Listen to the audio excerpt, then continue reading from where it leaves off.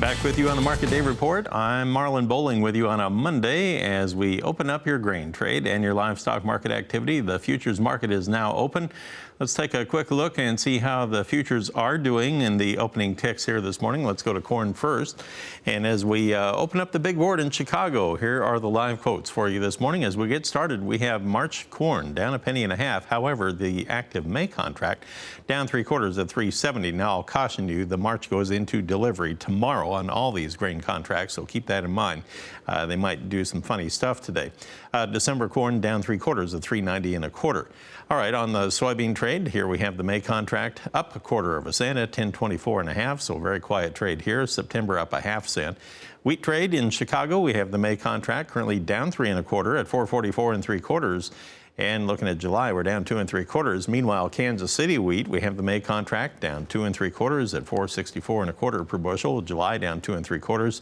And in the Minneapolis spring wheat trade, we have May currently down 1.5 pennies at 5.52 1/4, and July new crop down 1.25 pennies at 5.57 3/4. So consistent downward pressure on the wheat market to open things up today.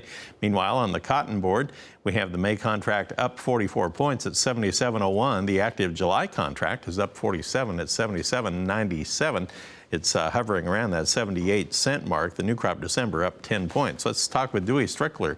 He's with AgWatch Market Advisors in Franklin, Kentucky. And Dewey, you and I were talking on the phone here right before we came back on the air about the condition of the wheat. And it's starting to really raise a few eyebrows in certain parts of the country, especially in the Mid-South area. Yeah, you got that right, Marlon. We've got some wheat. I have talked with just several producers in the Mid-South and so forth, and I haven't talked to one that doesn't have some wheat that is joining. So that has raised some pretty serious concerns going into March, especially around the mid part of the month. If we would get, like some freezing condition there, that could do some damage to the wheat. So is that fairly widespread as far as what you're hearing from your clients? How far south or west does that go? Well, it encompasses a pretty wide area. It even encompasses some wheat in southern Indiana and Illinois. So especially when you go south, it's more so prevalent. All right, so but it's interesting to see that we have the wheat under pressure here this morning with that in mind. And, of course, we still have some areas in the high plains that are kind of hurting for a little moisture out there. Do you think that wheat market is kind of vulnerable to a turnaround if that's the case? I think, yeah, it could be. But right now, I think the markets are just, we don't have a whole lot to trade on. It seems like after the Ag Outlook Forum, we got a little bit of introduction of what the USDA is thinking. And, of course, there's a little more negative on corn than it was on soybeans. So that being said, we don't really have a lot to trade on until we get in toward the end of March and we have the planting intentions report. Speaking of the corn market, we've been reporting on some issues just trying to get corn delivered off of the northwest coast, out of the Pacific Northwest. And China may be able to capitalize on that a little bit, maybe ship a little bit of their excess corn to neighboring countries. Do you think that's going to turn out to be much of a factor or not? I really don't think it will be. I mean, when you look at USDA in the Ag Outlook Forum, they did lower corn exports here about 325 million bushels, and that may take probably that takes more in consideration of loss of business to Mexico than anything else. But as far as China loading out of the Northwest there, no, I don't think that's a big factor. All right, Dewey, I'll bring you back here in a moment, and maybe you can help me analyze this livestock trade. It'll be interesting to see how we're opening up today after that big crashing sound we heard on Friday afternoon in the markets. We'll have more with Dewey Strickler when we come back right after these messages. Thanks for joining us here on the Market Day Report. We're talking right now with Dewey Strickler of AgWatch Market Advisors. He's based in Franklin, Kentucky. And Dewey, as we look at the cattle side, we had some big losses in the cattle market on the futures trade last Friday afternoon. That was right before the cattle on feed numbers came out from USDA. And when they did come out, they showed on feed at 101% of a year ago, the placements number at 111% of a year ago, and the marketing's at 110% of a year ago. All those just about right on the money with what the trade had been expecting. So it was interesting that they sold off so much in advance of that. And then the question this morning was, well, did they already build all the negativism into the market before the report came out? Let's go take a look on the futures right now. Let's look at live cattle here. Well, they're opening up a little firmer. We have April live cattle up 47 at 115.42 per hundredweight. We have June 57 higher at 105.42. As we take a look at the feeder cattle market, here we have the March contract 75 higher. Last trade now 122.45 per hundredweight. And you have your April contract at 122.15.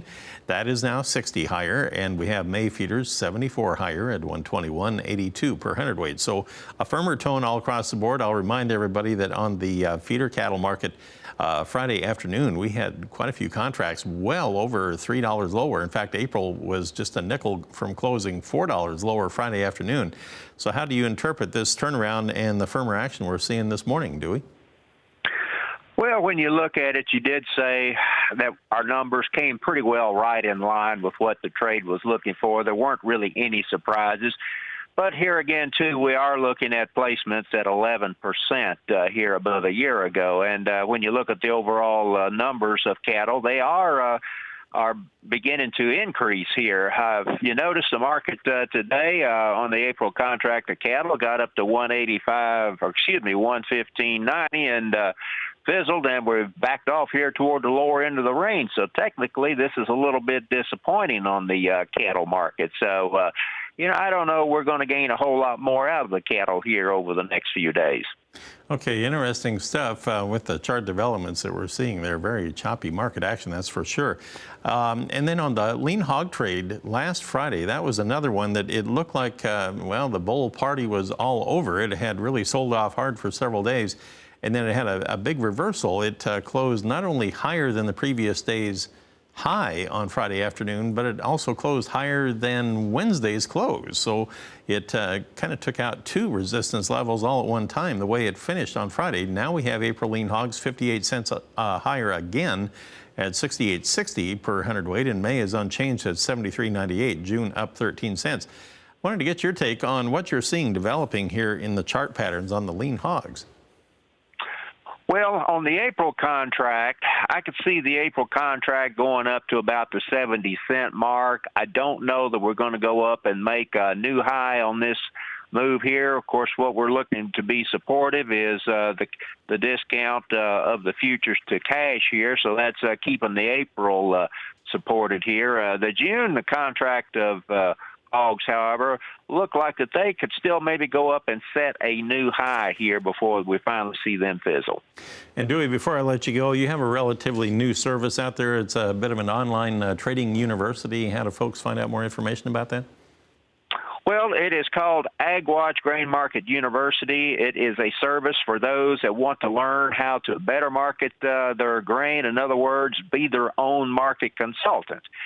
And the best way to find out about the service initially is go to my website, agwatch.biz, that's spelled B-I-Z, and scroll over to AgWatch Grain Market University, and then it will give you the details of what is involved. And then if you do have an interest, I suggest you contact me and we'll discuss it. Very good. Thanks, Dewey. I appreciate it. Dewey Strickler of AgWatch Market Advisors in Franklin, Kentucky. So, Janet, there you have it. That's how we're opening everything up here on a Monday morning.